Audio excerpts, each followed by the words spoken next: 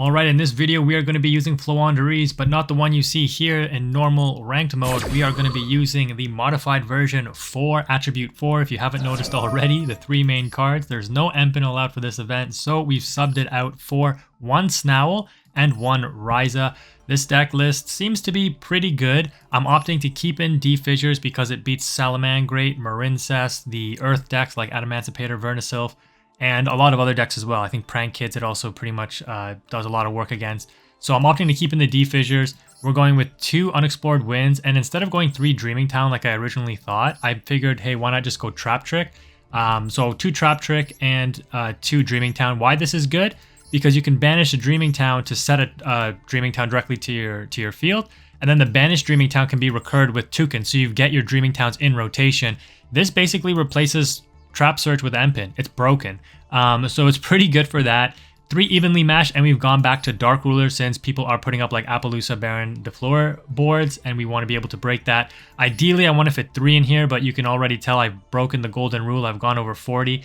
I just can't think of what to cut. Maybe a pot, but I like the 3. I've already cut a Stree, but this is the deck, and let's go ahead and take a look at some of the matches. Alright, starting off in our first match, we are going against an opponent with a 40 card deck. Avermax is banned for this event, so this guy should not be playing. But it turns out we're playing against Vernisylph, and this deck looks pretty interesting. I don't know why people aren't thinking it's top tier, because it can just special summon its cards right from the graveyard. And there's a lot of pretty good earth monsters. This card in particular, Grand Tusk Dragon, when it's summoned, which it can be summoned for free off of the Vernisylph cards, destroy 2 cards, target up to 2 cards and destroy them, right? So the Vera, when you get the 5 earth monsters on the field, is absolutely busted, but even without the 5 earth monsters, quick effect, target 1 earth monster in your graveyard, special summon it. You got this card in your graveyard, it's a free pop 2 on the field, right? Destroy 2. So we got to play around that, and what you're going to see me do is a weird play. Since I drew the bird, I didn't have a bird in hand to start off with, I'm actually going to go for Extravagance, because I'm like, let me see what I can draw, and let me see if I can force out the bringing out of the Grand Tusk Dragon here, right? But I actually get maybe lucky getting the called by to force him to use the Grand Tusk early, but I did also draw the second wind, so if he popped 1 Winds, we'd have a second one. Regardless, though, this is going to force it out, so we're going to negate the effect, basically, even though we don't banish it with the called by. And with the Unexplored Winds plus the Eaglin, we're able to search out Ryza, and we're actually going to use the Unexplored Winds and the Eaglin to tribute out the Ryza. This is important. If you use this combination, you will not get Ryza's effect of targeting an additional card of the field and bringing it back to your hand. That means you can't return this Ryza to your hand. And we were fine with that. We knew that going in because we didn't want to bring this Ryza back to our hand. And again, if you saw the deck list in the beginning, we're playing 2 copies of Ryza, right? So we're fine leaving this one on the field. If we end up bringing the second Ryza, we can just tribute one card. We can tribute this 1 Ryza to bring out the second Ryza and then return that Ryza back to our hand because it's a tribute summon monster, right? So there is some synergy with playing 2 Ryza, but we had to out this card with the Unexplored Winds. That's why we had to use it. Because this card makes it so that your opponent cannot target Vernisylph monsters you control with card effects. So we gotta get that off the field so that we can target our opponent's cards here with the Ryza. And what we're gonna do is we're gonna spin back this card to the top of their deck and then this card to the top of the deck, making them draw this card first. Then we're gonna beat over this monster and leave them with just Field Spell, which doesn't really do anything at the moment, and the Grand Tusk Dragon, which again doesn't do anything because it's already on field. Their last card in hand hopefully isn't something good, but we stacked the opponent's deck and we got the Eaglin for follow-up, and we also hard drew the Dreaming Town, which does make the Trap Trick kind of dead because obviously we can't banish the Dreaming Town now since we already have it in hand. So there is some conflict unless you want to really do play 3 Dreaming Town and 2 Trap Tricks. So even if you draw a Dreaming Town, you can still banish 1, but then you run the risk of drawing 2 Dreaming Town. Or alternatively, you can run 2 Harpy's Featherstorm to get with Trap Trick as well. That card is absolutely broken. But Harpy's Featherstorm usually only good going first. However, because the event is severely limited, if you can kind of establish a neutral game state, setting this card, going second, and then shutting down your opponent's follow-up turn, which is their turn 2, the overall game's turn 3, can actually be very strong. I haven't obviously tested it yet because I haven't played this event that much, but in theory, it sounds like it's going to work. So our setup, though, is pretty much like Primo. I don't think the opponent can really do anything because as soon as they start to try to play, we've got Dreaming Town for Eaglin and then Unexplored Winds. We'll probably search Ryza or maybe even Snowl and just book their whole field, right? So yeah, we got the plays. The opponent already realized it, and they scoop it up there. And that is our first match of the Attribute 4. Okay, so this is our second match in the Attribute 4 event, and we actually lost the coin toss, but the opponent opted for us to go first. So that's fine. Actually, that's great. We start off with a Pot of Prosperity, which is really good. Our hand is already amazing. Just map and a bird is just like, that's all you need. But we actually get the trap off of a Pot of Prosperity, so we do play 2 trap. Great. We have everything we need. As soon as I saw this, I was like, did the opponent like just want to give up or something? Like what are they doing here exactly? Or they just don't know FLOOWANDEREEZE or something. I don't know. So what you're going to actually see us do here is use map to banish unexplored winds. And because we don't have MPIN, obviously we don't have to deal with a lot of threats that are normally bad against, or sorry, good against FLOOWANDEREEZE, bad for us. But we do have to worry about Ash. And I was like, well, if this guy is activating Max C against on my Magnificent map, I'm not even going to bother trying to chain block my Eaglin.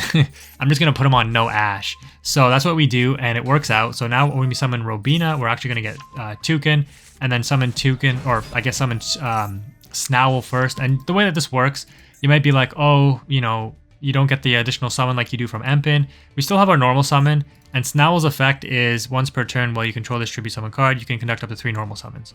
So it's totally irrelevant. We just activate the effect to get the 3 normal summons, and now we can just summon Toucan anyways.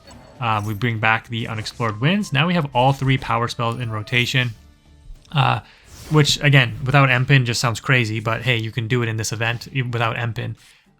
So they reveal that they're on Lyrilisk, probably an OTK line, but I think they realize that there's nothing that they can do, and they just scoop. We had the Dreaming Town banished to book, the Snowl during their turn to book. We had Map on normal summon. We had obviously Dreaming Town follow up for Eaglin into Ryza, like, and Unexplored Winds to tribute off their cards. Like, there was no way they were winning that, right? We were just booking their fields, and they rely on Link summoning, XZ summoning, whatever, with Lyrilisk, Tri-Brigade, or whatever combination. That was a GG. Okay, I don't know what's up with this event, but I'm running into weird decks. This is my 3rd match, and we lose the coin toss again, and this opponent made me go first. So I don't know if people are just like trying OTK decks, but you don't want to make your opponent go first. This was a tough decision off this duality, by the way. You know, between Map and Eaglin, I guess in the end it didn't matter because we're going to use the Advent of Adventure to banish the Ryza. Again, we do play 2 Ryza, and we're going to search out one or the other. If we didn't grab Map, we're going to search Map with Advent. If we didn't grab Eaglin, we're going to search Eaglin with Advent. If we grabbed Map instead. So that's exactly what we're going to do now. Activate Advent, banish the Ryza, and just grab Map. Then we're going to activate Goldsark and banish Robina. And the reason we're doing this is because off of Map, again, we're putting the opponent on no Ash because they didn't Ash the duality, they didn't Ash the Advent of Adventure, their screen wasn't lighting up. So that indicates to me like either they're smart and turning their toggle off and they're waiting, but it's not really that smart to let all these cards resolve, so whatever. Or they just like literally don't have it. So I'm putting them on don't have it.